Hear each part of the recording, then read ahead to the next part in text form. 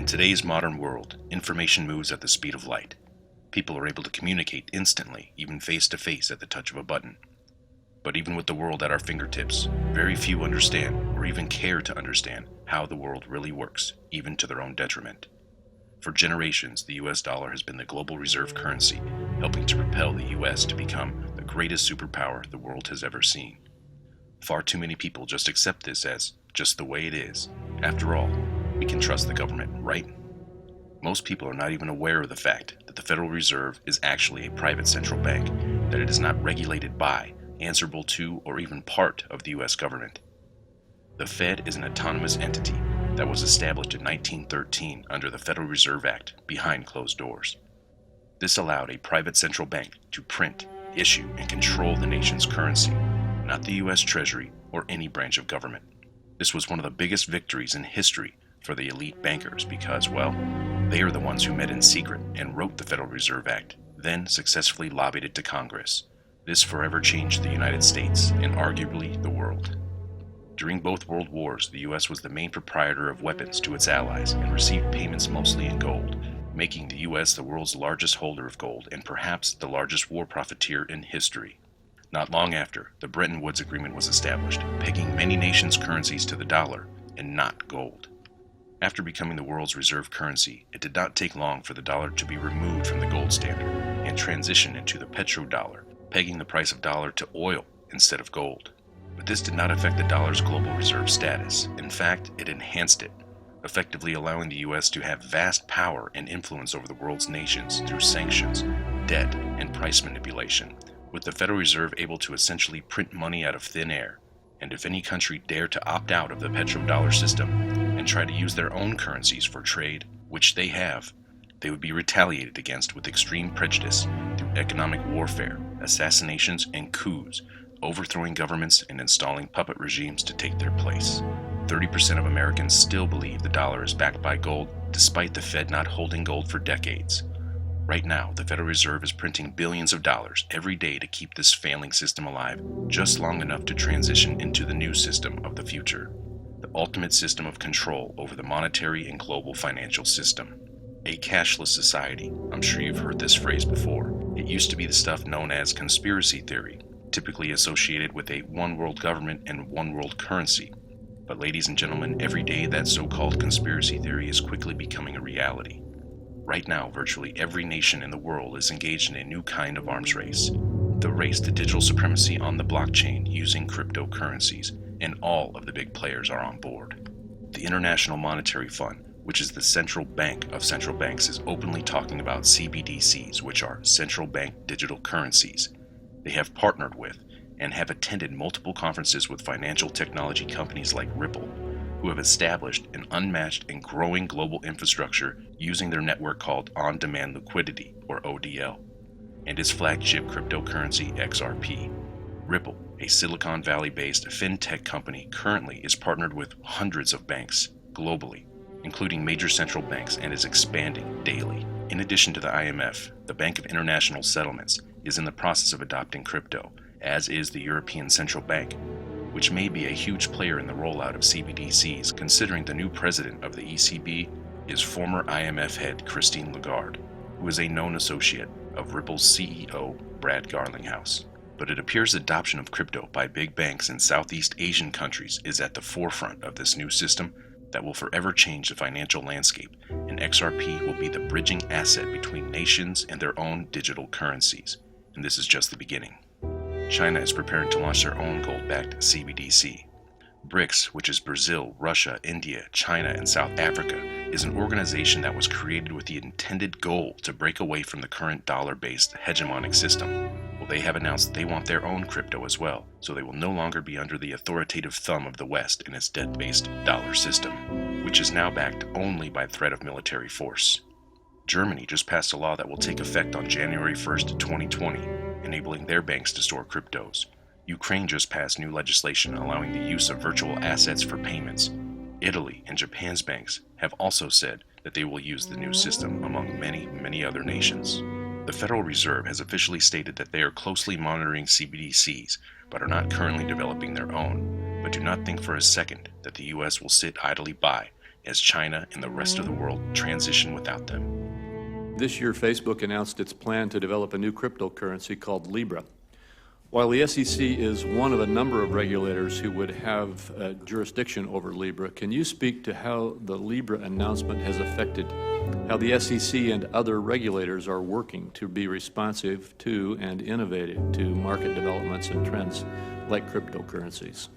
Sure. And I appreciate the question, and the question highlights what happened with that announcement. And whether it's, I'm not going to speak about the particular product, it's not appropriate for me to do so, but the announcement was a focal point for regulators of different types to recognize that digitization and the digitization of the plumbing and other aspects of our financial system, including payment transfers, etc., it is coming. What I would say, just the natural economic forces that it unleashes, taking fat out of the system, for lack of a better term, it's happening. Now we have to recognize that that's happening, recognize our mission, safety and soundness, investor protection, fair markets, and ensure that as that digitization takes place, we're being true to those principles. But we should not be fighting that digitization, because if we fight it, it will go around us. Well, thank you. That mirrors my feelings on it, and I assume that when you say it is coming... I'm sorry, Senator, it's here. This year. It's here. It is here already. Yeah, I see. It's here. Yeah, it is here. And as I have said many times, again, leaving aside the specific proposal of Libra, the issue is one which the United States and its allies and friends in the world community need to lead on and to set the rules of the road on, rather than to let it come and develop on its own through other jurisdictions who are not as friendly to the United States, and frankly, through other currencies than the U.S. dollar. Recently, the Federal Reserve joined the U.S. Faster Payments Council as a founding sponsor. Earlier this year, Ripple's VP of Strategic Accounts also joined the Faster Payments Council. Are you beginning to see the big picture? We'll take a look at this. At this table, you have the Director of Monetary Markets for the IMF, the Chairman of the Saudi Arabian Monetary Authority, the Chief Executive of the Hong Kong Monetary Authority, and Christine Lagarde, the then head of the IMF and now President of the ECB. The only person at that table who is not a major player from the central banks is the CEO of Ripple, Brad Garlinghouse. The same Ripple who has been for years setting up the global infrastructure to revolutionize the current financial system. Need I say more? Ladies and gentlemen, the current global payment system is based on pre-internet 40-year-old technology. The financial elite, aka the world's central bankers, are currently working to revise this system and to consolidate it, to control it. Will the dollar be replaced overnight? It's doubtful, but how long can this Ponzi scheme last? It would be naive to think that the banking elite and the social engineers did not see this coming and would not have a plan to transition from their current system of global control into a new one. Major moves are being made every day to usher in this new system. We are beginning to see the mainstream rollout. This means they are close to implementation. I believe, based on months of research, that Ripple and XRP will play a major role in the future of the global financial system. And it is my opinion that they have been chosen by the financial establishment to facilitate this coming transition. Do we need a better system? Yes, and that's exactly how this will be sold. But we must always be wary of those in control who offer us a new world on a silver platter, because this new system, this deliberate move to eliminate cash and digitalize the world's currencies and its assets, will likely come with a high price. Privacy will be laid to waste, and cold hard cash will eventually become a thing of the past. Oh, you better believe the system will get their cut. This new system will be praised as the savior, but beware of the possible Trojan horse of the growing technocracy. Everything you do, everywhere you go, and everything you buy or sell can and most probably will be tracked and monitored on the blockchain. The writing is on the wall. The alarm has sounded. This current fiat system is on its last leg, all by design. The only question is, will the transition take place before the crash, preventing the largest global economic crisis in history with a global bailout? Or will this new system be born out of its ashes? this concept here of governments merging with corporations, I am so convinced right now that this was a deliberate, staged event. Let's set the stage here. So we have had a market at all-time record highs just a couple of weeks ago. We get this virus released, okay? Then we get this war on crude oil. Russia says, no, we're not gonna play ball here with OPEC. Crude oil is the lifeblood of the US stock market. Entire sectors, the two largest, the financial sector and the energy sector, are dependent on crude oil being high. 100% engineered, completely rehearsed, all thought out before. Coronavirus, created crude oil, pull down the US markets, pulling down the stock market here. Again, this is the create a problem. Now we're going to give you a solution. So we have a completely new government system. This was allowed to be issued in because of this engineered crisis. This is all done by design, okay? All done by design. The Federal Reserve is funneling trillions of dollars to central banks around the world. All by design. Again, why? This is to develop, in my view, a completely new financial system, completely digital, no cash, and it's going to be a one world currency. The Fed is pumping trillions into the financial system right now in an effort to become the lender and buyer of last resort, getting stronger every single day. Tomorrow, the Federal Reserve will be stronger than it is today. Why? Because they have been given a green light to issue unlimited funds. That's how central banking works. And this is a global takeover. They want complete, utter, total control, not just over the monetary system, but over you and me. This equation has four factors, a little bit of multiplication. So you've got a thing on the left, CO2, that you want to get to zero. And that's going to be based on the number of people, the services each person's using on average, the energy on average for each service, and the CO2 being put out per unit of energy. So let's look at each one of these and see how we can get this down to zero. Probably one of these numbers is going to have to get pretty near to zero. That's back from high school algebra, but let's take a look. First, we've got population. The world today has 6.8 billion people. That's headed up to about 9 billion. Now, if we do a really great job on new vaccines, healthcare, reproductive health services, we could lower that by perhaps 10 or 15%. The United Nations Earth Summit, Agenda 21.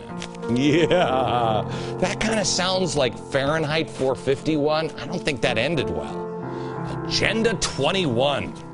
They refer to it as sustainable development. Well, that sounds good. Gee, Wally, that sure sounds great to me. I mean, who's against development, especially the sustainable kind? Yeah, you might change your mind when you hear a little bit of the background of sustainable development. Here's how Agenda 21 is defined by the United Nations. A comprehensive plan of action to be taken globally, nationally, and locally by organizations of the United Nations system, governments, and major groups in every area in which humans impact the environment. Wow, that's kind of broad. A decentralized autonomous organization is decentralized, autonomous, and an organization, as the name already suggests. It is a whole organization that is automated. It stores rules and processes in code. So far, we are using people to store information instead. For example, do you want to know how much hiring a new person would cost? Ask Mary from your human resources department. Or do you want to get your travel expenses reimbursed? Go to Jenny from accounting. Instead, in Dow, there's a code for that. Computers will take over much of the decision-making and operations we see nowadays. The final control, however, is still with humans, the shareholders. Shareholders have voting rights just like in regular corporations. They dictate the general direction and accept or decline initiatives. On October 31st, 2008, Satoshi Nakamoto posted a white paper for a peer-to-peer electronic cash system to a cryptography mailing list. This was the first mention of Bitcoin, that a decade later would become a $200 billion movement.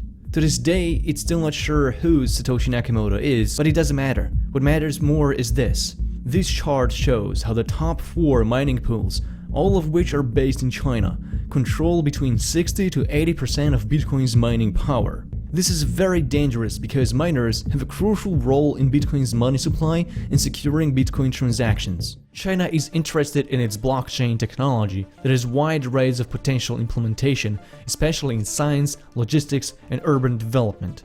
In China, there is little ideological motive to secure the existence of Bitcoin as an ultimate tool of economic liberation. Re-centralization is a problem that Bitcoin might not be able to solve on its own. The movement behind Bitcoin will not work if at any point an authoritarian government can clamp it down. Centralized financial systems can't be trusted.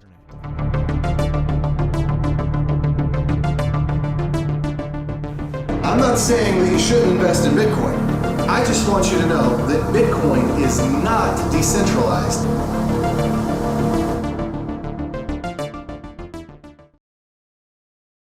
Worldwide economic chaos is clearly a driving force in bringing the countries of the world together in an unprecedented way.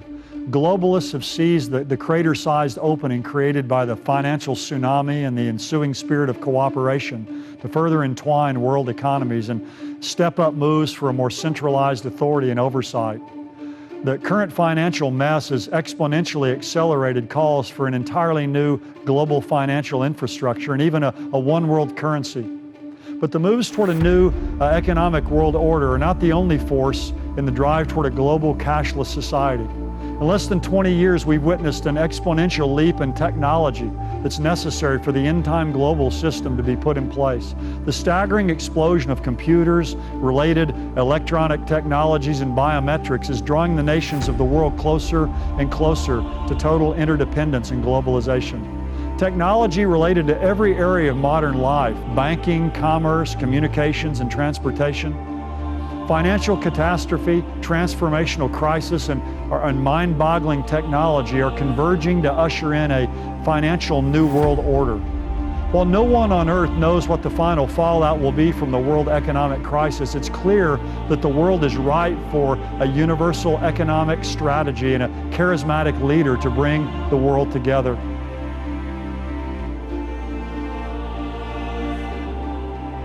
And all that dwell upon the earth shall worship him.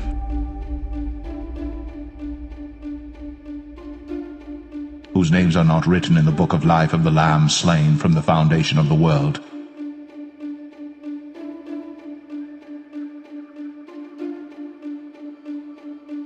If any man have an ear, let him hear.